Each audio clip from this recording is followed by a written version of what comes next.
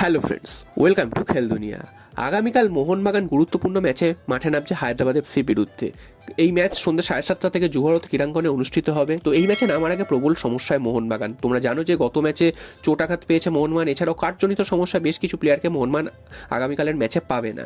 তো সেই নিয়ে মোহনবাগানের দল কেমন হতে পারে সেটা নিয়ে কিন্তু হাবাস প্রচণ্ড চিন্তিত, এবং দল সাজানোটা অনেকটাই কিন্তু কঠিন। বিশেষ করে ডিফেন্সের অবস্থা খুবই খারাপ, তার উপর আবার ডিফেন্সের প্লেয়াররা চোটগ্রস্ত। তো সব মিলিয়ে ডিফেন্স কী হতে পারে সেটাই কিন্তু এই মুহূর্তে মোহনবাগানের সব থেকে মাথা ব্যথার কারণ। তো আমার একটা কেমন হতে পারে মোহনবাগানের কালকে সম্ভাব্য একাদশ সেটাও কিন্তু তোমাদের জানিয়ে দিই। তো গোলে অবশ্যই বিশাল কায়েত খেলবেন। এছাড়াও ডিফেন্স কিন্তু যেহেতু দুজন গুরুত্বপূর্ণ প্লেয়ার নেই, তাই জন্য ডিফেন্সের সুমিত রাঠি ফিরতে পারেন।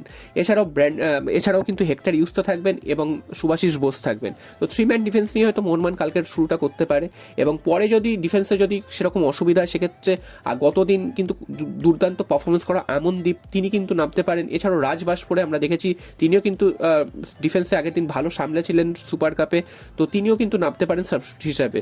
এছাড়াও একটু ওপর দিকে অর্থাৎ ডিফেন্সিভ ব্লকার হিসেবে অবশ্যই দীপক টাংরির সাথে অনিরুদ্ধ থাপা থাকবেন। পরে কিন্তু দীপক টাংরির বদলে গ্লেন মার্টিন্সকে আমরা দেখতে পেতে পারি, এবং তার উপরে সাহাল আব্দুল সামাদ এবং হুগো বুমো, যিনি ডার্বিতে শৃঙ্খলাজনিত কারণে মাঠের বাইরে ছিলেন, তিনিও কিন্তু কালকের ম্যাচে ফিরবেন। যেহেতু আর্মান্দো সাদিকু তিনি কিন্তু থাকবে না, সে কারণে তাকেও আমরা দেখতে পেতে পারি। এবং ডান দিক থেকে দিমিত্রি পেটাটস, বাদিক থেকে কিয়ান নাসিরি, এবং একদম ওপরে খেলবেন জেসন কামিংস। এবং জেসন কামিংসকে কালকে দায়িত্ব নিতে হবে ফ্রন্ট লাইন আপের, কারণ আর্মান্দো সাদিকু তাকে কিন্তু কার্ডজনিত সমস্যায় পাবে না মোহনবাগান।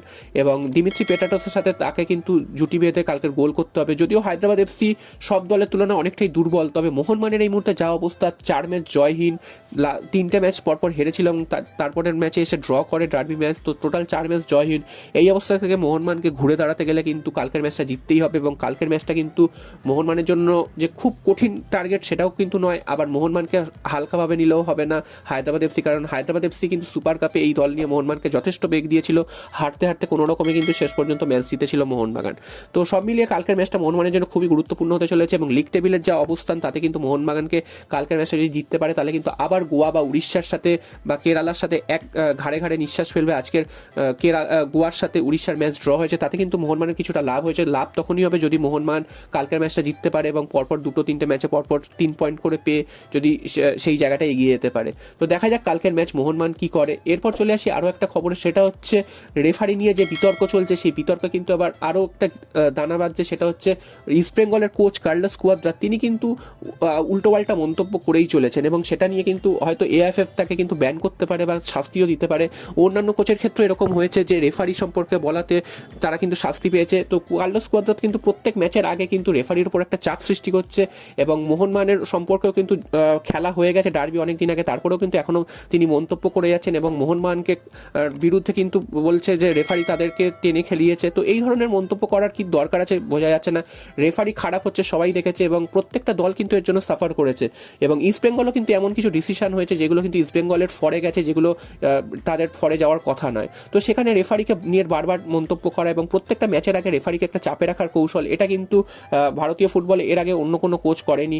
এবং তিনি এরকমও বলেছিলেন যে দল পিছিয়ে থাকে তাকে কিন্তু রেফারি সাহায্য করে সমতায় ফেরানোর জন্য। যদি মোহনবাগান ডার্বি ম্যাচে এগিয়ে থাকতো সেক্ষেত্রে কিন্তু দিমিত্রি পেটাটসকে হয়তো রেড কার্ড দেখাতো বা সাহাল আব্দুল সামাদকে ফাউল দিত। তো সেক্ষেত্রে কিন্তু তিনি পরোক্ষভাবে স্বীকার করে নিয়েছেন যে ইস্ট বেঙ্গলকেও কিন্তু কোনোভাবে তারা রেফারির সাহায্য পাচ্ছে।